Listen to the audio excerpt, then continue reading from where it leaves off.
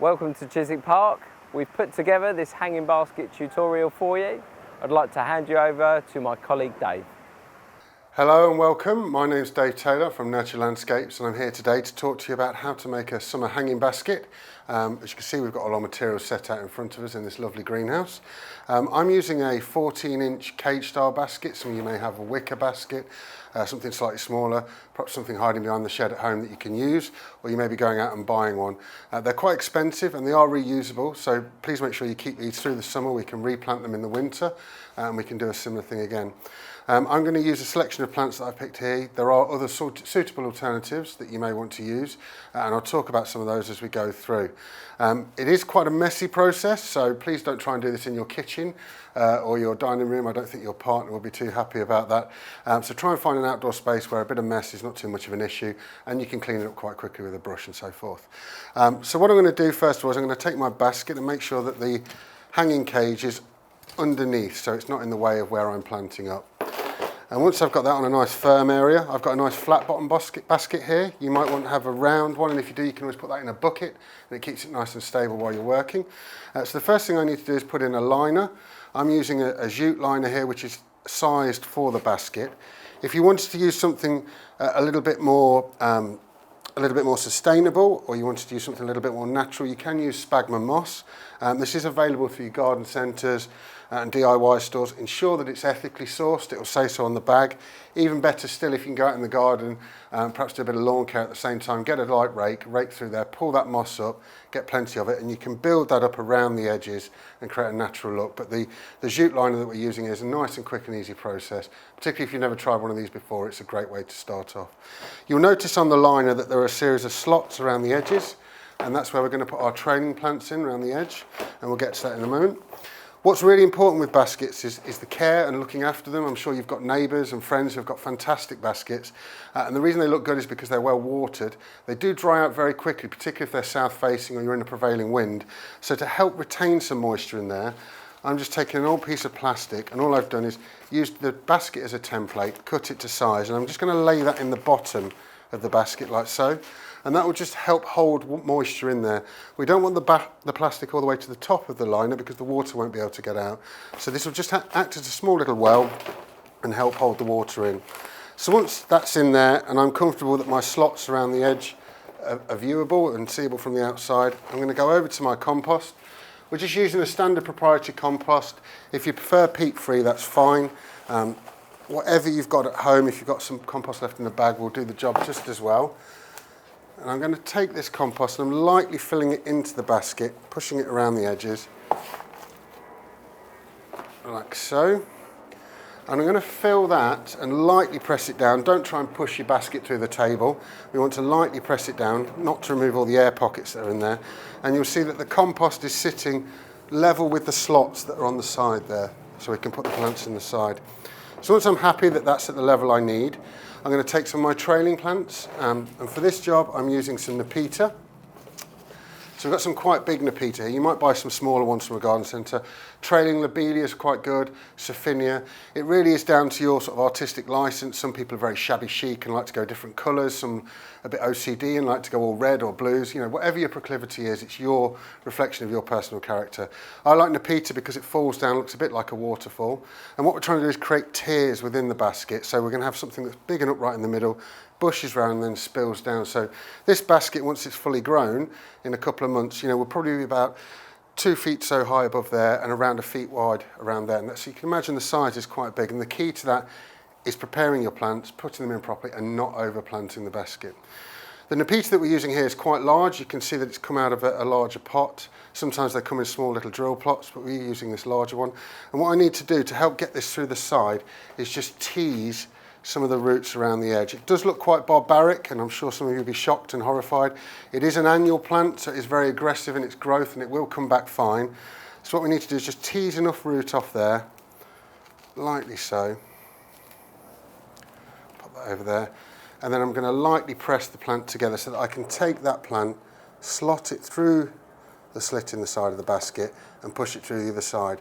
And I want the roots and the soil of the plant to sit level on the top of the compost, if you can see that. And the slots are covering the soil underneath, the plant is just sticking through. And you can see the effect that it's creating already.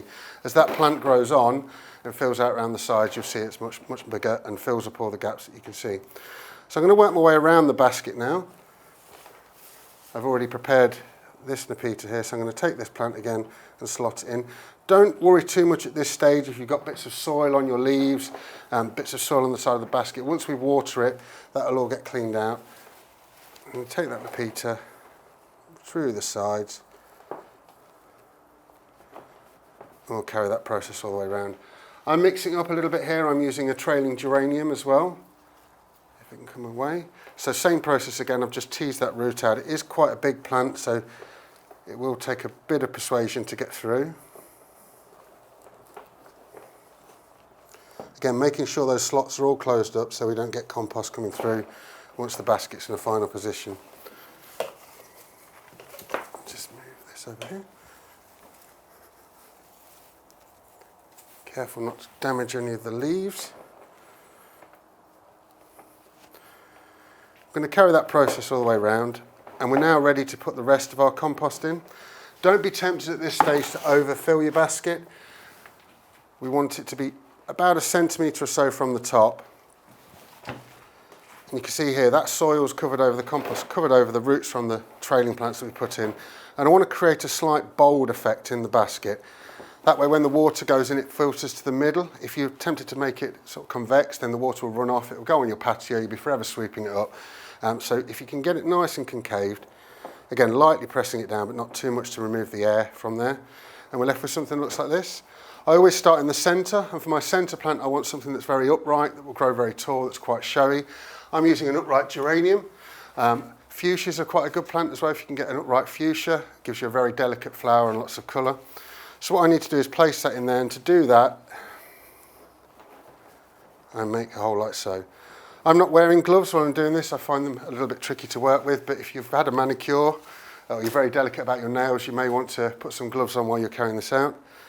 And as you can see, I popped that plant in there, and the top of the soil on the plant is level with the top of the soil. Don't be tempted to bury them too deep. If you bury the plants, the soil's up above the plant top, it will rot off. So once you've done that, I'm going to lightly press the soil in and fill that gap. So I've got my centre plant. The top tip I can give people for hanging baskets is there's always a temptation here, particularly if you're buying plants a little bit smaller, to put a lot in. It's a very small space for a lot of plants to grow, and they will fill out very quickly. Annuals are very quick growing.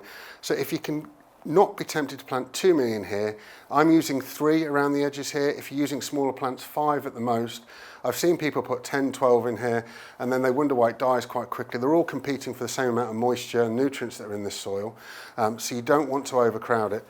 I've got a little begonia here. It's got a little bit of a damaged leaf, so I'm just going to pinch that out with my finger and thumb.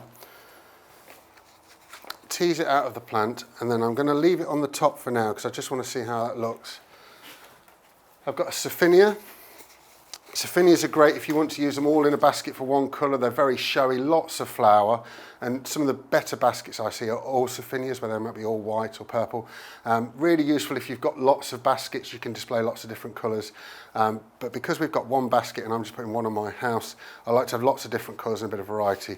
So one Saphinia will go somewhere around there. And I'm trying to place them sort of equidistant apart, so a sort of triangle as it were around the edge. We've got small bidens here, again another lovely plant, nice yellow flower, looks a bit like a poached egg. So once I'm happy with that positioning and I think that's going to work in this basket, I can then take them back off and I can start installing around the edge. Making that hole and then gently just pushing it down, so again the top of the pot, or where the plant was in the pot, is level with the top of the compost in the basket. So going around, teasing that soil through. There's a Saphinia in here, like so, and then my final plant at the back. It's quite a quick process if you've got a good station set up to work with. You know, if you've got a good area and a nice firm table, it makes it a lot easier. And my basket is done. Keys to really looking after it longer term are threefold: watering, feeding and deadheading. If you want to really ensure a good flower head on here and a profuse level of flowers, then you can put things like a proprietary liquid fertiliser in.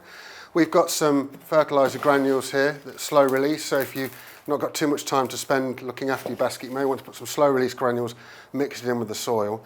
But follow the instructions on the packet for feeding. It's around a week, once a week, that you'll be putting a liquid fertiliser in there, and that will really help the plants fill out. Deadheading, there's lots of different tips and tricks for deadheading. The simplest rule I can give you is if the flower's starting to go over, you want to encourage more flower heads, use your finger and thumb, pinch that flower stem out at the base of where it's coming from, and that will encourage new flowers to grow and you'll get more growth. Watering really is the most tricky thing to get right. If you're, say, south facing and you've got that prevailing wind, the basket will need watering every single day. Other times every couple of days, and the key to check is just to make sure that the soil on top, just shift the first sort of centimetre or so with your finger. If it's moist under there, then it's okay. If it gets any further down than that and drier than that, then you will need to water. I won't water until I've put it in position. If you put a lot of water in here, they'll hold about a litre. There's quite a bit of weight there, particularly if you've got your basket higher up. So it's best to put it in the position you want it, hang it in, and then water it. A really easy rule of thumb is once a day. I always say to people, if you take a jug of water with a litre and once a day you pour it in, that's a real sort of take-all effect that should help you keep your basket alive. So watering, fertiliser and deadheading regularly, and you'll have something that looks fantastic in a couple of months. This will last until about the first frost, depending on how sheltered it is in the area. At that point, the plants will start to break down. You want to remove the compost and the plants that are in there, put those in the compost heap or a green recycling bin if you have one at home, and then you can do the same principles for a winter basket. So perhaps something like ivies around the edge, you can use primulas in the middle to create that effect. Okay?